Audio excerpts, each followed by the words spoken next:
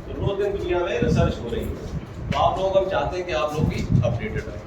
तो ये ट्रेनिंग आपको पहले जो ट्रेनिंग होती थी वो गैर आवासीय थी और ये आवासीय है, दोनों में से कौन ज़्यादा बेहतर लगी?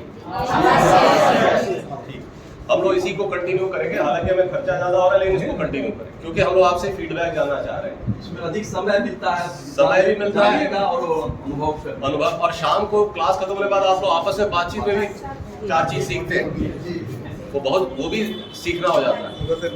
और सुबह या दोपहर आने जाने में टाइम खराब हो जाता है अगर गैर आवासीय करें, ठीक है। तो यहाँ रहने की सुविधा ठीक ठाक है, खाना कैसा है यहाँ? खाने में लोग अच्छा नहीं बोल रहे, ठीक हो मैं नया करने को कहा था हमने, नया वो है इसीलिए थोड़ी सी परेशानी है, कर लीजिए उसको ठीक कराइए, कंटिन्यू उस पर फोर्स किया जा रहा है। तो हम लोग यही करेंगे। ऐसी ट्रेनिंग आप चाहते हैं और होनी चाहिए? हम लोग साल में एक बार जरूर कराएंगे, साल में एक बार चलेगा, 2 बार भी चलेगा,